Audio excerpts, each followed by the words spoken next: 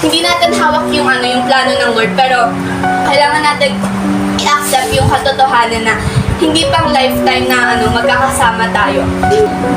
Yan, kapag yung time na yun na nangyari na hindi pwedeng mag-i-stop tayo porket hindi na natin kasama yung mga co-leaders natin, mga co-disciples natin. Kasi kaya naman tayo tinawag na emerging leaders.